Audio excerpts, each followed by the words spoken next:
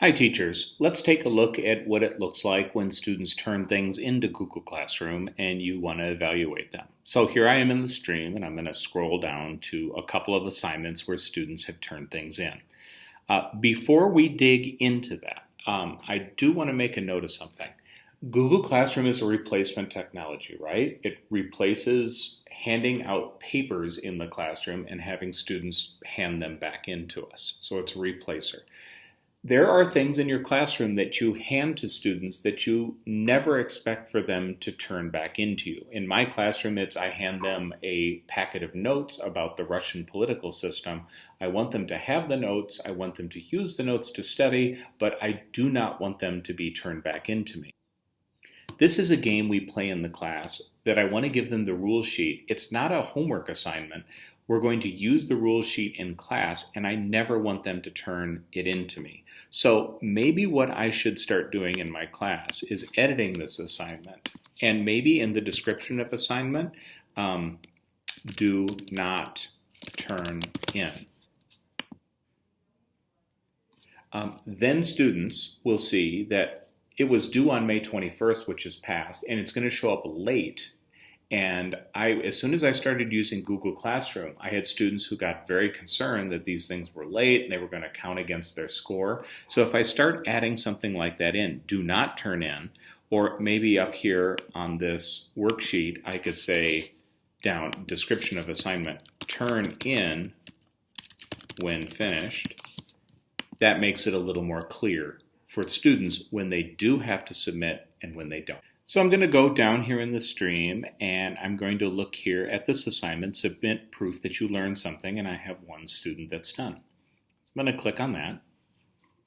It shows me which students are done. By the way, this is a very effective strategy in the classroom. You just open up, I'm going to skip back here, go to an assignment that everyone's supposed to turn in, click on done, and you can see all the students that are done.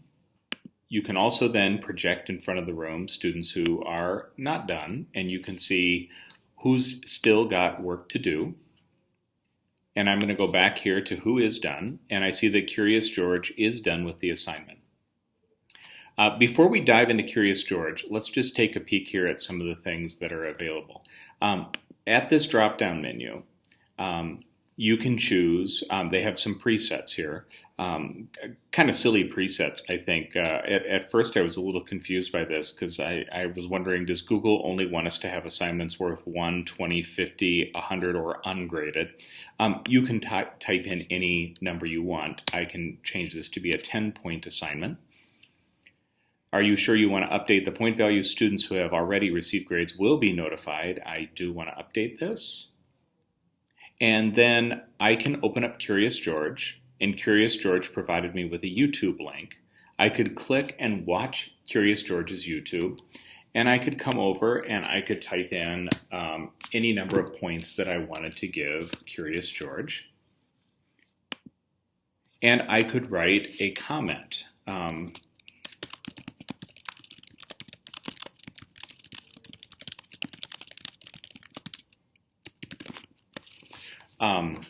And I can post that, so Curious will get the teacher's direct feedback. And let's go ahead and do that. Now, here's the question that we always get with Google Classroom.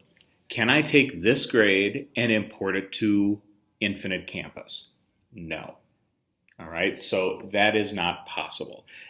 Google says that will not be possible. So this is a way that you could give students quick and easy feedback about a digital assignment that is turned in.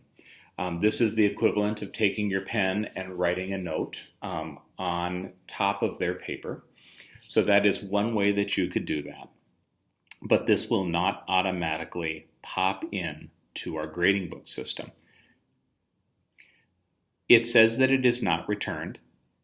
So to be able to return this, you check the students you want to return. We only have one student now. Checking this would check all the students. And then you have to return it, which then gives editing rights back to Curious George. Just as a reminder, when a student turns something in, They lose editing rights, you gain editing rights. So if you're having students turn things in, you need to remember to return them to students, right? It's the same thing as in paper, same thing as in the paper world. We're just replacing that with Google Classroom. And then I can click return. And I'm going to show you another way that you can give some feedback. I'm going to open up the done students.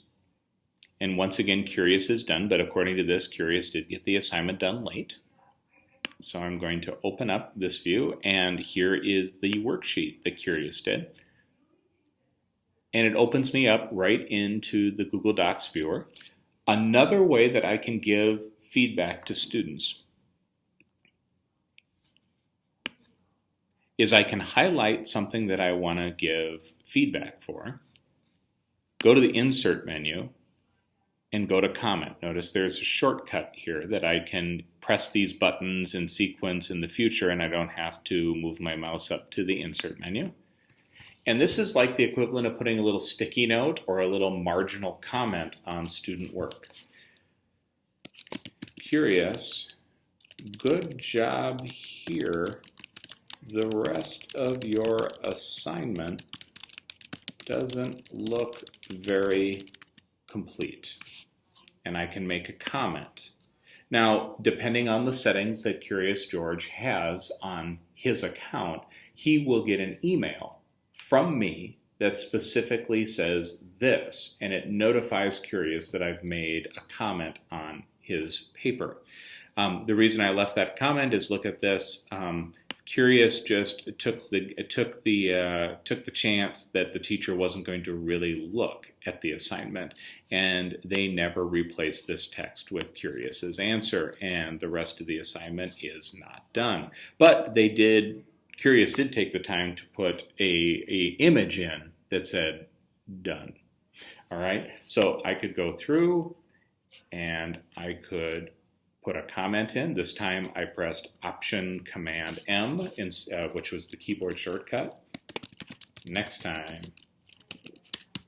really push this button. I've gone in and I've put comments on the student document. I'm going to go back over and I'm going to assign a grade. Now, once again, it starts out as a default of 100. I'm going to make this a 20-point assignment. Okay. Curious really didn't do a lot of the work, and it was late. So Curious receives 3 points out of 20. And it, once again, has saved the result. If I want to send Curious a note, I can. I could add a private comment, but I already have put private comments directly on the paper. So do I need to duplicate the work? I'm not going to. And I am going to return this assignment to Curious.